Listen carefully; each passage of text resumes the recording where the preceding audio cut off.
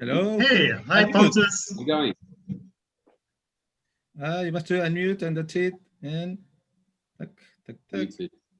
You have to unmute. Yes.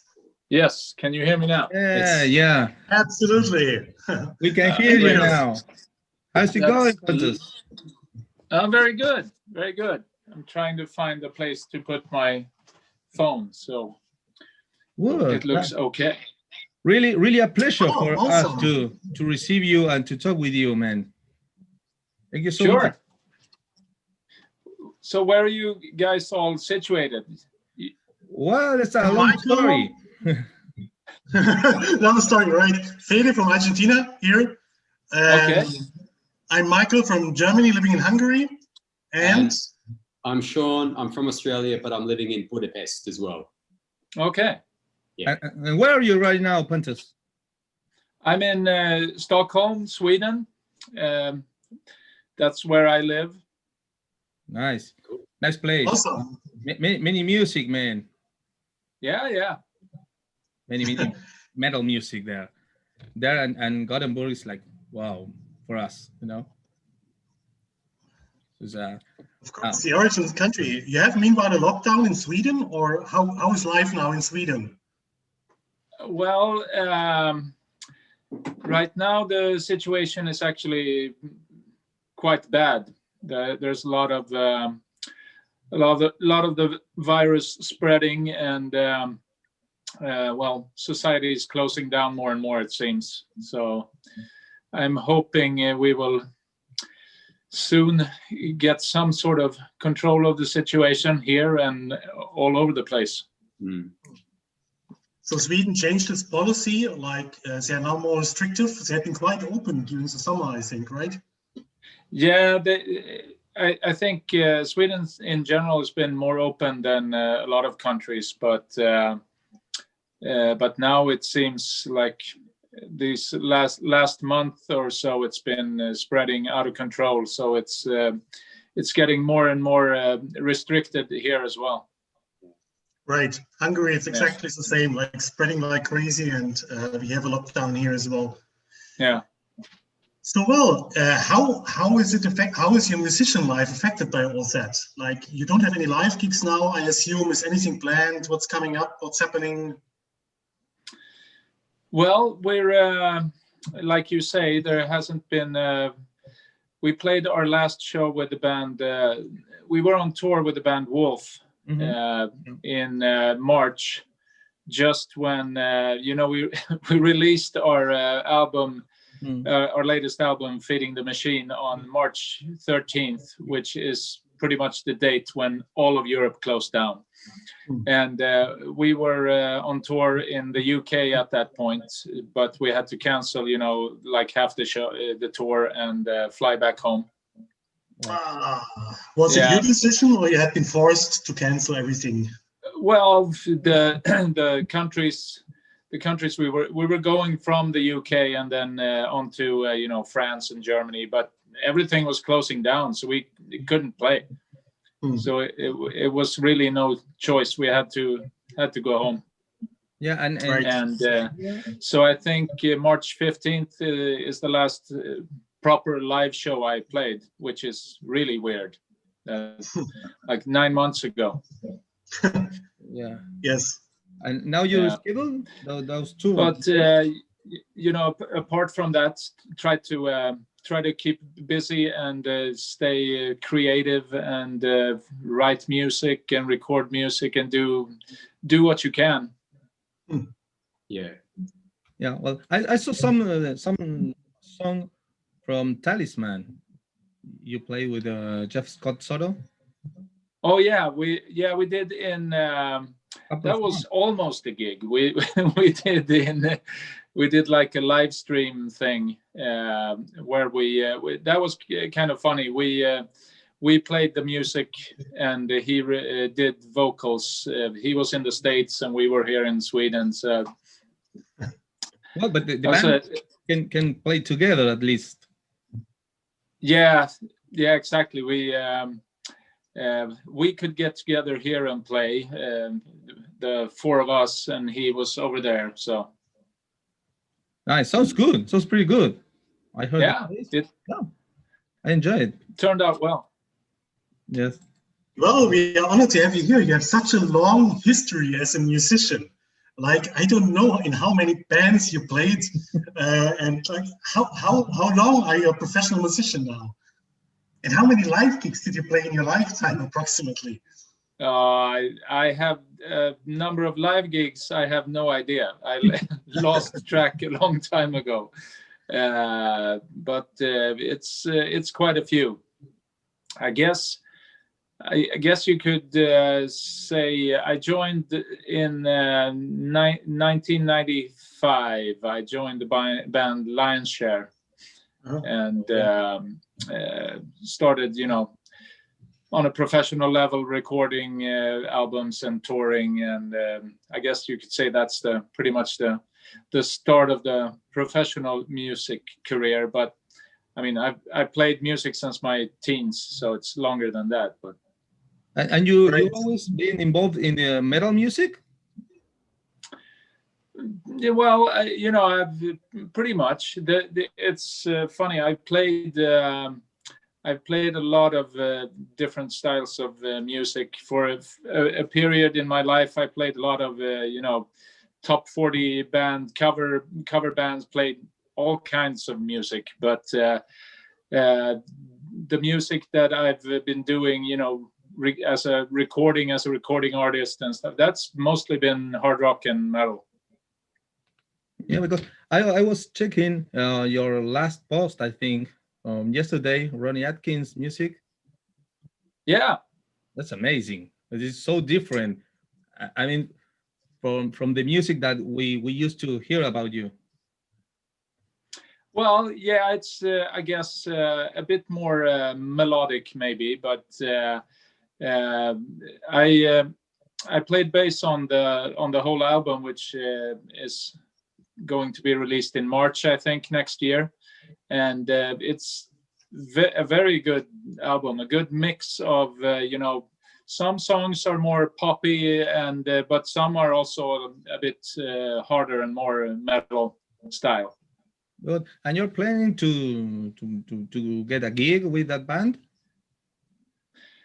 I don't know. Unfortunately, as you probably know, Ronnie is quite ill with lung cancer, if I'm not mistaken. And I don't really know what the plan is for his future, if he can do live gigs or what he's planning. But if he's up for it, it would be I would be happy to do it.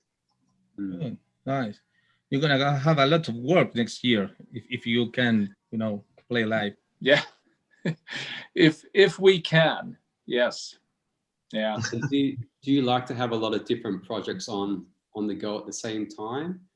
Does it keeps you stimulated musically by doing different stuff, or do you prefer to focus on one project at a time, put all your energy into that? Well, I never really thought about it like that, but I guess when I'm working on a project, I really like to focus on that and work with that. And like if for instance this fall we've been writing new material for an upcoming Wolf album, and then you want to stay. Yeah. We thought we'd while we can't play live, so let's do another album. And we have some great material coming up. But to get back to your question, in periods you like to stay focused on one project and do that. But basically, I guess, I like to stay busy doing music stuff. And if one project sort of ends, you tend to want to go on to the next one. Yeah. And keep busy. Yeah. And so that's what you've been doing in the lockdown, working on some new material for Wolf and keeping busy in that way. That's good. Yeah, exactly. And I don't know if you've seen, but I've been this spring, I was involved in the At the Movies project as well, if you've seen that. Cool. Yeah, Mhm. yeah. And maybe that watch was some old movies again. what? And maybe want to watch some of those old movies again. Oh yeah, definitely. Yeah, but that was funny. We I think really did a pretty cool thing to record a song and do a video once a week for 10 weeks straight. That was cool. We kept busy with that. Yeah. And sounds really good. Really. Yeah. Yeah, definitely. Yeah, that was like 6 months ago or something, isn't it? Yeah, it was like in April and May. Yeah. Oh, at that time I contact you because I wanted to see King Diamond Band in Brazil. Well, nothing to do this year. No, we had Mexico City and Brazil planned for this summer. That they did. None of them happened. You're gonna check for the next year, or you don't know really? What was that? If you reschedule for the next year those shows. I haven't heard actually what's going to happen with those, if we're going to do them at a later date or what happened. Right now, King was supposed to do a Summer of Merciful Fate shows in 2020, and obviously that didn't happen. So I think the plan right now is to, all of those shows are postponed till 2021. So at this point, I really don't know when we're going to be out doing King Diamond shows again, but hopefully next fall or something. Okay. Well, I saw the King Diamond last tour, so I went. I checked here. Dokem, Hellfest, Summer Breeze, and Resurrection. Okay. Just amazing. And the best thing were in Dokem, which is a little nice place in land. And I was in the music sound check. Amazing, man. 11 in the morning. Wow, so metal. Yeah. So you saw when we were doing a sound check? Yeah. Okay. I was there, and that was very special because that time I went with my wife, and it was the first time for her into metal music, and it was amazing. We want to come back, to all the festivals and gigs and everything about metal, about the show, stage, the scenography, and of course the sound. The band sounds so powerful. Yeah, it's really a pleasure to play with those guys. It's King himself, of course, and Matt and Mike and Andy, fantastic players, and everyone else. From the sound guy to the light guy, and everyone involved is super professional. So it's great fun. Yeah, so you just need to play your bass. That's all. Yeah. That's how it should be. Yeah. Before COVID happened, did you have any plans to go to Australia at all in the foreseeable future? Not really. Unfortunately, I mean, there has been talks about that, but Australia is, as I'm sure you're aware, far away. So it's you have to sort of do Japan on the way or something. It has to fit with the whole schedule, or it's just gonna end up costing too much money. Yeah, fair enough. Yeah. And as I really don't know, since I've never been there playing, but I understand the hard rock metal scene maybe isn't very big over there, or how is it? I think it's quite a passionate community. Okay. Yeah, it's difficult for bands to kind of logistically and financially get there, but once they're there, I think they're received really well. Okay.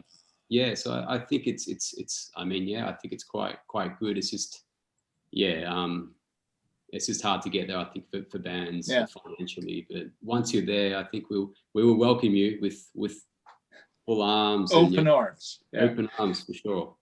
Yeah, I'd love to come there and play one day. I've been to Australia twice, and it's a fantastic country. And even if you're not playing, it feels like you're open with with open arms. So. Yeah. And have you ever been in South America, or especially in Argentina, Pontus, with any band? We did. I've played Brazil and Chile with King. Yeah, 2 years ago or 3 years ago. Yes, or 3 actually. It's in 2017, I think it was. Yep. Yeah. How many days are you actually on tour per year, on a usual year, I mean? Like, a lot on the road, or how is it? It's very, very different. I mean, some, when we were playing, like in 14, 15, we were doing a quite extensive touring with King. We were on tour for, I was like in the States for 4 out of 6 months or something like that, Wow. But then it's ups and downs. Then the following year we did like 4 shows, and but then of course I try to keep busy playing with other bands, and but I don't know, it's hard to tell. It's quite different from year to year how many days on tour there is. Right. And do you enjoy to be on tour, or you have enough at some point from touring and prefer to stay home, or? No, I've never yet come to the point where I've gotten sick of it. So Nice. You're still enjoying? Yes, definitely. Yeah. It's really nice, getting out, meeting the crowd every day, and doing what you enjoy doing. Yeah, it's quite interesting because some people actually enjoy the break of COVID, to have a reason to take things calm and stay at home and rest a bit, and other people are getting totally crazy staying at home. It's interesting to watch the different reactions, actually. And yeah, I mean, for the music industry, it's not a good situation, of course. I think most bands, the main income is through live gigs nowadays, right? Definitely, yes. Yeah, it's tough for a lot of for musicians and people, actors working in theaters, and a lot of hotels, restaurants. There are a lot of different areas that have been affected really, really hard by this. Music being one. Yeah. Do you get support from the Swedish government, or? Yes, I've been able to get financial support, which is really, really great. Yeah, awesome. Yeah, well, let's hope the vaccine will change everything, and it will come back again, live touring and festivals. We miss it definitely here. Fingers crossed for a vaccine that works quickly. Yeah, right. We want that. Yeah. What, anything else you do between all this time? Because I saw you were on the lake, relaxing sometimes. You can do that? Oh yeah, I mean, there's outside of Stockholm, there's a very nice archipelago. It's Stockholm is by the sea, so I like to go out kayaking, which on the lake, which is really, really nice. And I do when I'm not, which is very nice this this year, when you haven't been able to play as much, I do some work as sound technician as well for a film production companies. We do TV commercials and stuff like that. Good. And do you teach music? No, not really. When I was young, I did some teaching, but that's a long time ago, actually. And you are not interested no more? Oh, no, nothing. No pressing urge at this point. Right, right. Who's actually, like, in all your projects, how much involved are you in the songwriting, like across all projects?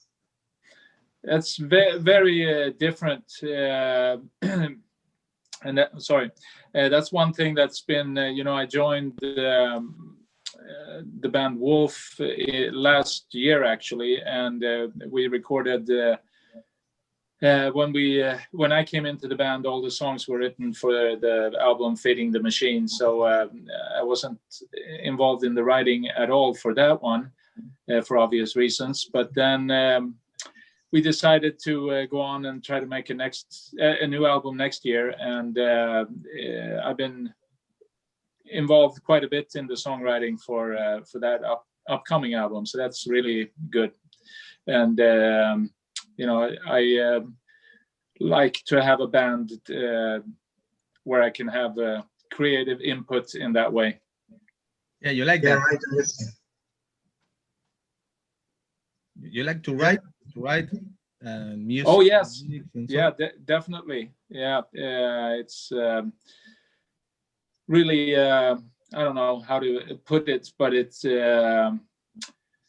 really nice. I like the creative process of songwriting and that whole puzzling together of music and making it into a song. Nice. So you're in your studio right now.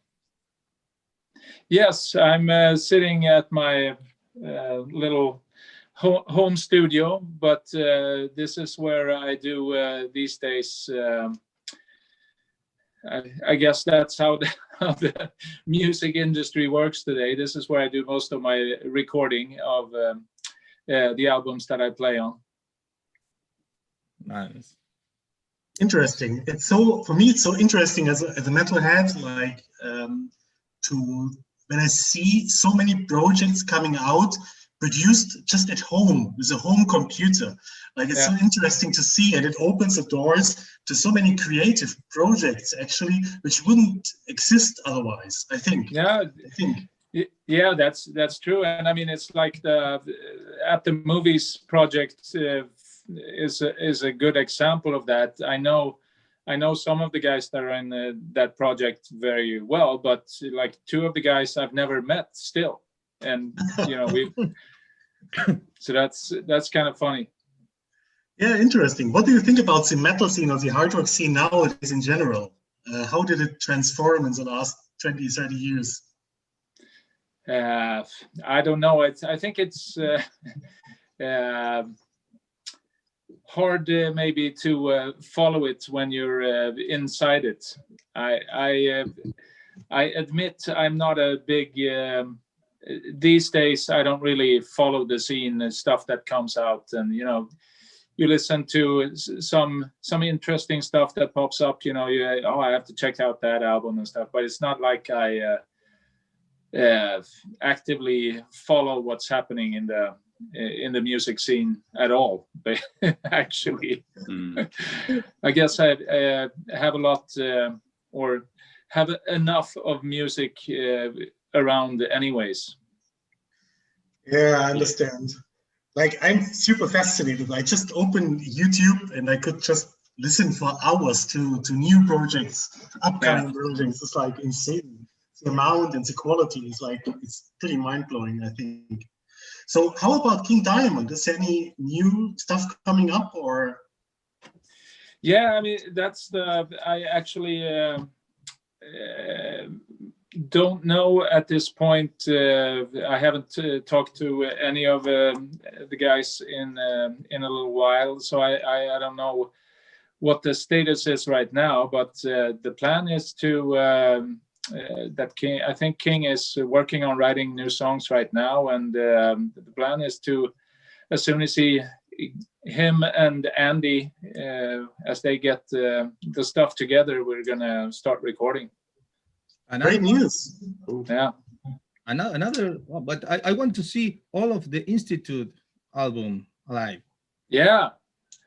Yeah, I mean that's what they're working on, to get that together, and or part one of it, if I understand King correctly. He's I think the plan is that the story of the Institute is supposed to span over 2 albums. So okay, one step at a time.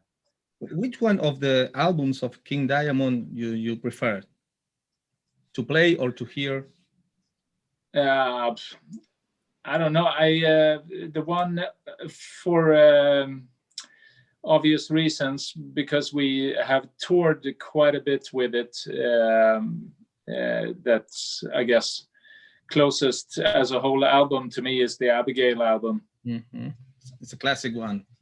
Yeah, and I mean we did quite a bit of touring with playing that entire album from start to finish, which was really a pleasure, and I think a lot of fans really enjoy that as well.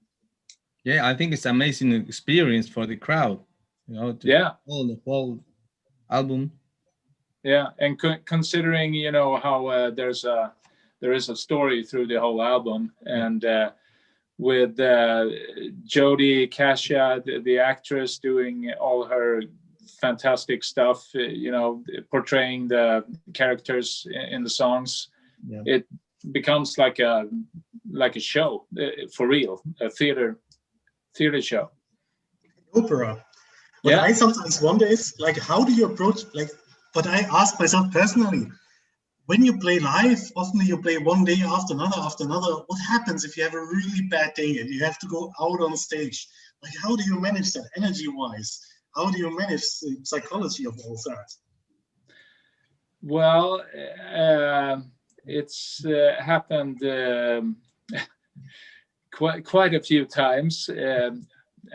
Not often, but during all the years, it's happened quite a few times that you're standing on the side of the stage and you hear the intro starting, and you're like, "This is never going to work." And then when you hear 1, 2, 3, 4, it works somehow. Right, and it's like a train which carries you away, right? Yeah, and I guess it's the adrenaline of meeting the crowd and the power of the music or whatever. It's just something that makes it work. Yeah. Everything together, no? All the band, the crowd. Yeah. Atmosphere. What was the most exciting gig you ever played in your life? Well,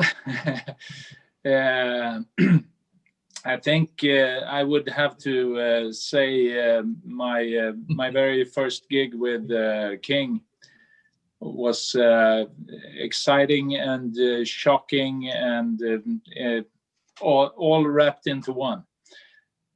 I don't know if you know the story, but I was sort of thrown into to the band and had like 3 or 4 days of rehearsals before going up on stage and playing an hour and a half of music. So it was.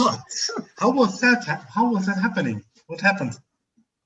Well, it's I don't know the details of what happened really, but it's when Hal Patino left the band, or was asked to leave the band or whatever happened. I got a phone call from the guy who's the sound engineer, who is a good friend of mine, and asked me if I could join them. I was at home in Sweden, and they were just gathered for rehearsals in Denmark. So Let's get a phone call. You want to be part of King Diamond? Yes, Right now. I was like, isn't that kind of difficult music? So, no, don't worry about it. But also, what was your reaction? You said immediately, yes, of course, or how was your reaction? Well, yeah, it was quite funny. I was playing with another band at the time, and we also had gigs lined up, but for some miraculous reason, it fit. The shows they had and the shows I had, I could do both. So sure, I'll do it. And so we had this very stressful few days of trying to memorize all the songs, and we played. It was on top of everything. It was a gig in Stockholm, my hometown. So it was a hometown show, and then on the 2 days later or whatever it was, on the second show, I was asked if I wanted to do the US tour in the fall. So I suppose it turned out pretty well. Oh, great, awesome. But like, you have been fully prepared, or you missed some notes, and it was a lot, no? It's to be honest, it's quite a blur, but I'm pretty sure I missed some notes here and there. But on the whole, it's I think it was a pretty good gig. Great, awesome, exciting. Yeah. King and Andy and all the band were so happy with you since the first time. Looks like. I guess so. It must have been, yeah. Yeah. Wow, amazing, man. What about the project Kryptonite? I was looking about the Poodles singer and then the Kryptonite album. How it's working nowadays?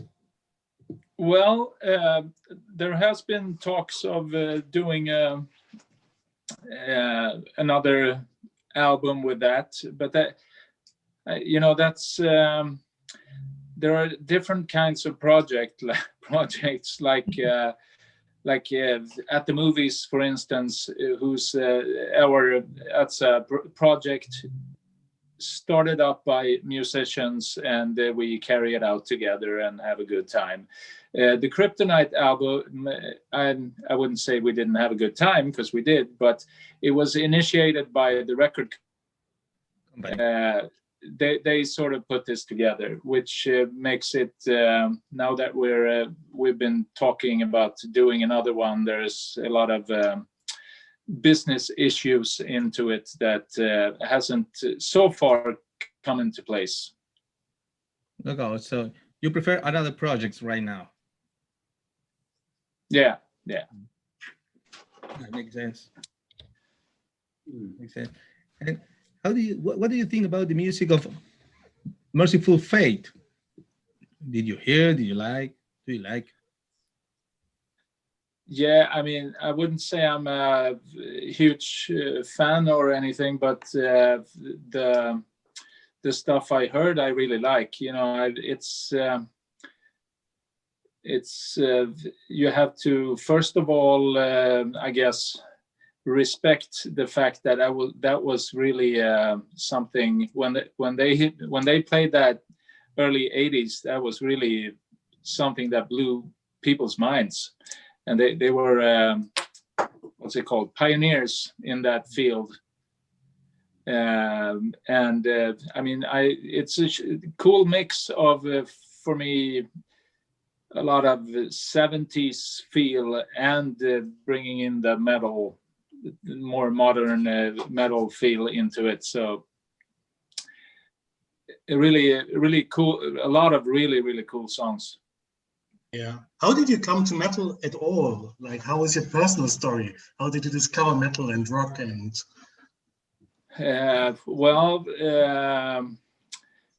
I would have to blame my older brother, who brought home the AC/DC live album, If You Want Blood, You Got It, and put that on, and when I was a kid, and that sort of blew my mind. And you know, that's still sort of a, how should I put it?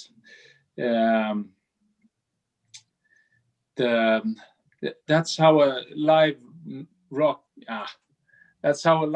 album should sound. Yeah, right. And how did you get started on the bass guitar? Were you drawn to that particular instrument naturally, or did you start off on another instrument and find your way to the bass? Well, you know, when I was really young, I fooled around playing some drums with some friends in a band and played some guitar and stuff. But then I guess this friend of mine who's like a couple of years older asked me if I wanted to play bass in his band, and said, "Oh, okay." And from then on, that's how it's been. Yeah. Oh, do you play anything else? Well, you know, I play some guitar, but and enough to, you know, write songs, but I'm not a good guitar player in any way. How about vocals? I see that massive microphone here in the back. Oh yeah, I do. I do quite a lot of backing vocals in some bands that I played with. Sometime you were playing in Hammerfall, isn't it? For a while? Yeah, it's a long time ago now, but like 8 years or so ago, I did. That was also quite a scary show. I subbed for Frederick because I think his first kid was born, and he didn't want to go away to play a show at that time, so I subbed for him for 2 shows, and the first one was Wacken open air, of course. Okay. So that was sort of scary as well. Yeah. I can imagine. Is it hard for you to learn new songs in general? Like, what's your music memory? Like, you pick it up like nothing, or? Well, I think which is very fortunate for myself. I think I have. It's quite easy for me to learn new songs. The downside of that is that if I don't play them for a month, I forget them. So I have to constantly remind myself. Right. You have some routine to prepare before you go on tour? Somewhat. Some routine, how you prepare before you go on tour? No, not really. I mean, there's a lot. It's often before going on tour, it's actually quite stressful a lot of times. You know, you have your life back home. You have to finish this and make sure that works if you're going to be away for a month or so. And you know, packing your bags, learning your music, getting your instruments and gear in order. And so it's actually most of the time it's sort of a relief once you sit on that airplane and are heading off, you know. Right. Everything done and you can leave it alone. Right. Yeah. Yeah. Well, how about all the parties we hear about in a musician's life on tour? Do they actually exist, or you are really disciplined and just keep on working? It's a myth. No, I mean, there's some partying going on, of course, but depending, I guess, on what band you play with, but mostly today, I would say a lot of musicians are sort of disciplined and try to do a good show. And I mean, I wouldn't say there are not parties going on, because there are, but maybe not like back in the 80s. Right. Right. Nobody can remember that. No, exactly. If you were there, exactly, you cannot remember. Do you think nowadays it's harder for new bands to get noticed in the scene? What do you think? Yeah, I think so. I mean, just considering how many, there are millions of bands today. Yeah. So it's, I'd say it's very hard a new upcoming band to sort of break through and get noticed. What would you recommend a newcomer band nowadays? I don't know. Just do your stuff and continue. Find what you want to do and continue doing that. Don't try to do something that you think is the way to success or something. Just find your path and follow that. Nice, good counsel. Yeah, nice. You know, I was hearing when you play with Kerry King someday. Yeah. And which other musicians you were playing with the other bands and so in other projects, or maybe with King also? What was that? How? Because you played with Kerry King in a King Diamond song, isn't it? Yes. You have when we were on tour. When we were on tour with Slayer, he at a few occasions he came up and joined us when we played the Merciful Fate song "Evil," I think it was. So we did that together. Oh. Do you have any of these surreal moments where you've met someone that you've really looked up to, you know, like a musician or someone in the scene, and you've met them and it just feels surreal? Have you ever had that kind of experience in your career? Well, not so much, but I mean, it's sometimes. I mean, when you play festivals like in 2016, when you do when we did festivals in Europe, and you play Hellfest, for instance, and you know there's Ozzy Osbourne backstage, and that's it's really kind of weird.